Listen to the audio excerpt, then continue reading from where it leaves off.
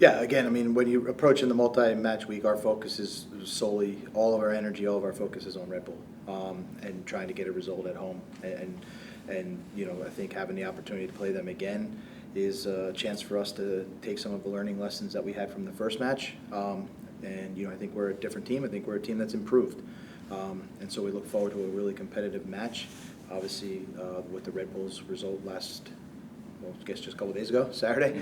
A team that's going to be confident, a team that plays with, as a team, with great intensity. So it'll be a great challenge for us. Thanks, Coach. We'll start with Jacob.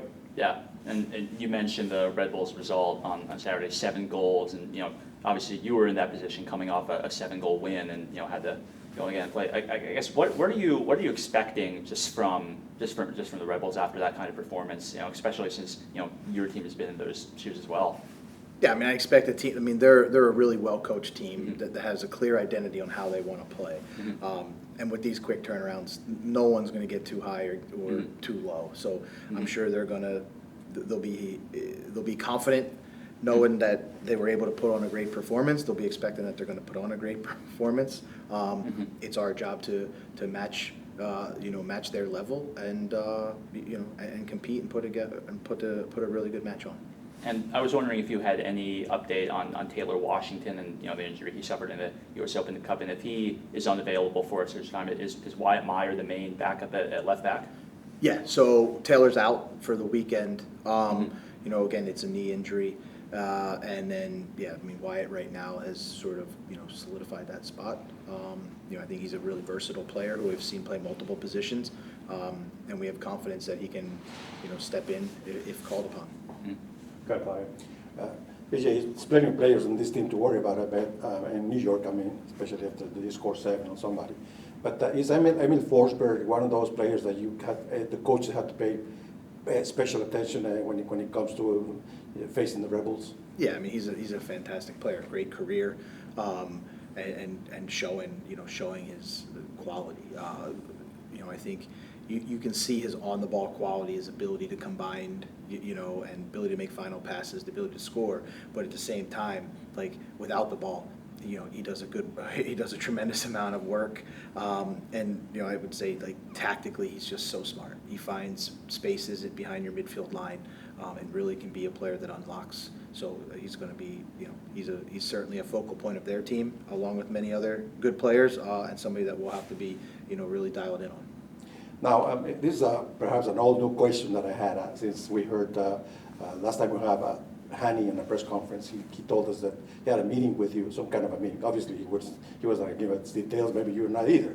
But still, it seems like this season in particular, Hani has kind of taken on a new role, more like a 10, a Pacific 10, than the one probably he had before, being more like a 9, scoring goals all over. And he's still scoring. I mean, nothing wrong with that. But is that a fair assessment of what his job is doing today? Yeah, I think it starts from our overall ethos that everyone attacks, everyone defends. And so, we've challenged Hani, and to be quite honest, Hani's challenged himself to contribute to this team in all phases of play. And so, I think however you want to identify his position, he's a player that we want to get on the ball. We want him to be able to run it back lines. We want him to be able to make final passes. When the opportunity is there to score, we want him to score. When the opportunity is there to make the extra pass to set your teammate up for a goal who might be in a better position, we want him to make that decision too.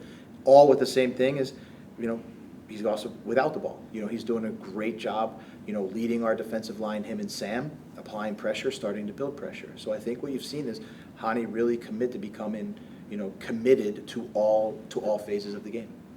We'll go to the Zoom. We'll start with Blair, then go to Ben. Hey BJ, you've talked about the controlled aggression, and then you're a team that likes to press often. You're playing against the Red Bulls, who are the final boss of pressing, really. So is there a moment for you this weekend to tomorrow to make a statement if you were to get an advantage over the team that presses the most in the league? No, I think we're just going to make sure that we are well prepared to handle their ability to press and commit numbers. They do a really good job at it. They're really well coached at it. It's a team that's committed to it. So again, we have to be prepared to, you know, take it, but at the same time, we're going to be ourselves, and that's very important. That, you know, we have a healthy respect for the Red Bulls, but we're going to continue to try to play our way, and we believe that our way is a way that can get a result at home. And then, can you just tell us a little bit about the balance that you have to work with now that you have 6 more games going on just this month, and you already played 3 this month? So, are you looking forward to using some of these pieces, maybe, or you know, is there some sort of hesitation a little bit on who to include? No, I mean, I think we're committed to and looking forward to, you know, using our group. You know, everyone plays a role in this team, and you know, when your name is called, you know, we expect to be prepared. That's how we prepare the group, and so, you know, we're committed to using a group over the next 6 games, as you mentioned. Go ahead, Ben.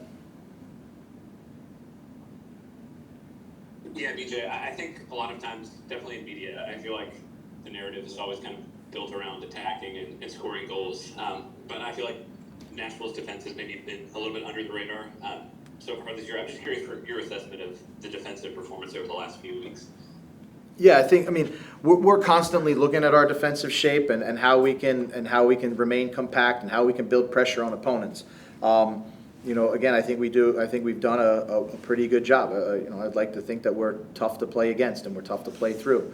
And so again, it's a team dynamic, it's a team game. And you know, I think it starts at the front. Those guys lead our line and they build pressure, and it goes all the way back to Joe, who I think made, you know, when you look back at Charlotte, made some really big saves for us, and you need that. And everybody in between, you know, with the ability to play, you know, defend space, the ability to defend individually, collectively. You know, I think we're moving in the right direction. There's always areas to improve, but you know, I think there's positives to continue to build on. And then I got on a minute late, so apologies if you've already touched on this. But I wanted to ask about Taylor. I know it's been about a week since his injury. Do you have a diagnosis on him? And then I guess just an update on Walker as well. Yeah, so Taylor's out, knee injury, and Walker is the same status as he's been.